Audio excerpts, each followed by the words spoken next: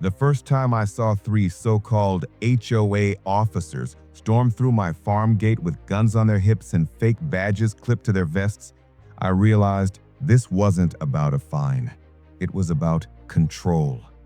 They slapped an eviction notice on my fence, demanding I vacate land I'd owned for 20 years.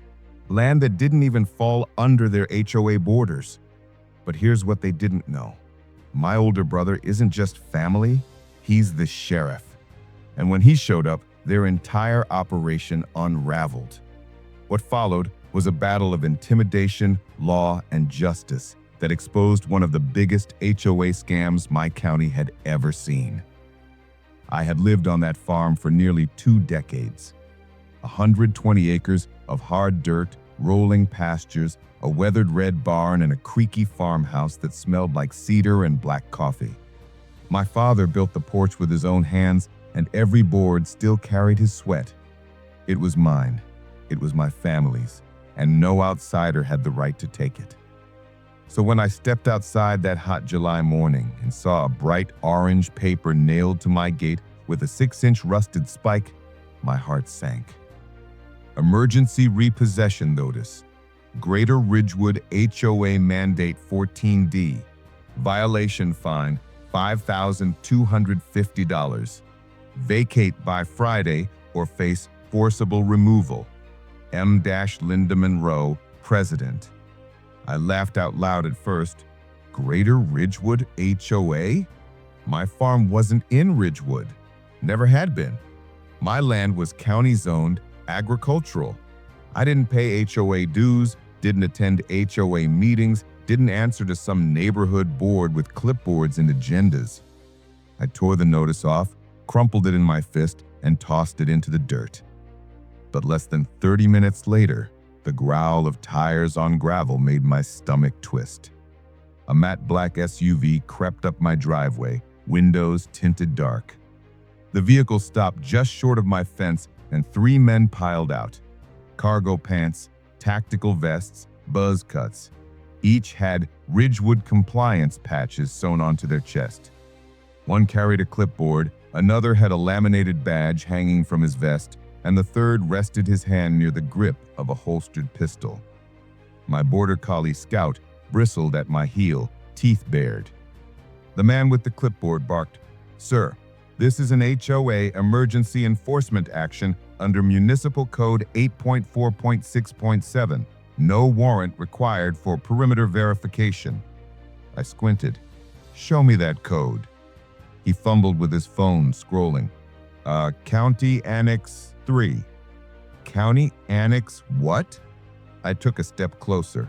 You're neither county officials nor law enforcement, and you sure as hell don't have a judge's warrant, which means you're trespassing. They exchanged uneasy glances. The badge man gripped his plastic card tighter. "Resistance will be noted." "Wonderful," I said dryly, because I love paperwork. As they postured, I noticed a crooked vinyl placard inside their SUV windshield. Greater Ridgewood HOA Compliance Division. That was all I needed. I pulled my phone, snapped photos of their badges, gear, and license plate, and blasted them on the neighborhood forum under the headline, "Fake HOA Militia Raids Farm." The comments exploded. Neighbors wrote that identical inspections had taken place at their barns, grain silos, even chicken coops. Old Bill Robertson down the road swore it was a cult, not a civic group. By nightfall, one thing was clear. This wasn't just harassment. It was organized, armed intimidation dressed up as bureaucracy. That evening, I called Steve Lopez, our county clerk, and an old high school buddy. He confirmed there was no registered HOA in my township and no record of any emergency annex protocol. That meant someone inside the county office had rubber-stamped fraudulent documents. By sunrise, the trespassers were back. This time, I spotted neon pink survey flags staked across my north pasture. My goats were chewing on them like candy, but each flag had coordinates scribbled in Sharpie. They were mapping my land, claiming pieces of my farm for Ridgewood. That's when I called the one man I knew could cut through this mess. My older brother, Marcus Harper. Marcus had 20 years in law enforcement. Calm as stone, sharp as steel. When I told him what happened, his voice was steady. If they're impersonating officers, that's a felony under Penal Code 538D. I'll be there in an hour. And he was. His SUV crunched up my driveway, county sheriff emblem gleaming, red and blue lights flickering across the barn.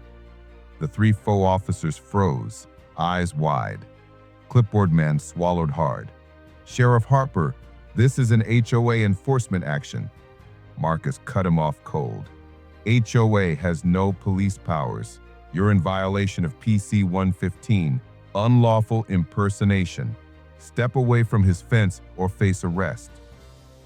Before they could argue, Linda Monroe herself emerged from the SUV. Sunglasses, crisp windbreaker, the self-declared president. Marcus, she purred, we have emergency authority. No, Marcus replied flatly. What you have is a piece of paper someone forged, a few hired thugs, and a whole lot of nerve. This farm isn't yours, and you don't get to play police here. You're done. His deputies moved in, cuffing Clipboard Man and confiscating the fake badges. A neighbor streamed the whole thing live on Facebook. Within minutes, the video spread like wildfire. Comments rolled in. HOA or private army? Linda's smile faltered. She shoved a flimsy decree into Marcus's hands, but he tossed it on his cruiser hood without even glancing. Better luck with that in court, he said. The fallout was immediate. Steve Lopez, my clerk buddy, dug into county records. What he found chilled me. 3 nearly identical lawsuits filed by Greater Ridgewood HOA in the last 2 years. Farmers had quietly paid fines rather than fight back, scared off by the fake uniforms and legal jargon. It wasn't local. It was a racket, a nationwide scam. I couldn't sleep that night. Every time the barn rafters creaked, I imagined another black SUV idling outside. Every drone buzz in the sky made my skin crawl. So I studied, dug through civil codes, HOA statutes, government codes. I discovered what they didn't want us to know. HOAs have no extraterritorial jurisdiction, no police authority, no right to seize farmland. Armed with that knowledge, I planned my counterattack. File criminal charges. File a civil injunction. Request public records to expose the county insiders aiding them. Because if they wanted a war, I'd give them one in the courts. By the time the first wave of fake HOA enforcers were hauled off in cuffs, my farm had turned into something of a fortress. Neighbors streamed in throughout the evening, some carrying folding chairs and coolers, others just wanting to see the commotion. The live stream of Marcus confronting Karen Monroe and her compliance division had already gone viral across the county. People weren't just curious, they were angry. For years, Greater Ridgewood HOA had bullied anyone within reach. Fines for paint color, demands for fence adjustments, safety checks where no one asked for them. But what they tried with me, storming a farm outside their jurisdiction, wasn't just bullying, it was criminal. Marcus warned me as he closed his cruiser door that night. Jake, they'll regroup. You embarrassed them in front of half the county. People like Karen Monroe don't crawl away, they double down. And sure enough, he was right. The next morning, more neon survey flags popped up across my north pasture. My goats ripped them out and chewed them, but each was carefully marked with GPS coordinates, as if someone was preparing to redraw property lines. Then came the vehicles. Black SUVs idling at the edge of the gravel road, never pulling in, never rolling down windows, just sitting there, engines running. That night, drones buzzed low over my barn. Their red lights blinked like silent predators circling prey. I couldn't sleep. I sat in my barn office, stacks of legal code in front of me, a pot of coffee burning bitter on the warmer. If they wanted to wage this war with fake documents and intimidation, I'd hit them back with something sharper: paperwork. I filed a criminal complaint of impersonating officers and a civil injunction to block HOA interference. At the same time, Steve Lopez, my county clerk friend, discovered several sealed documents in the recorder's office tied to the Monroe Family Trust. The seal was official, but the signatures weren't county staff. They were forged. And worse, he found 3 prior lawsuits where Greater Ridgewood HOA extorted thousands from property owners by threatening foreclosure with these same bogus documents. Most victims quietly paid instead of fighting back. This wasn't just harassment anymore. This was a racket. Marcus wasn't just a cop. He was a strategist. A Marine veteran before he became sheriff, my brother knew how to turn pressure into an advantage. 3 nights later, he showed up unannounced with 2 deputies and parked in my driveway.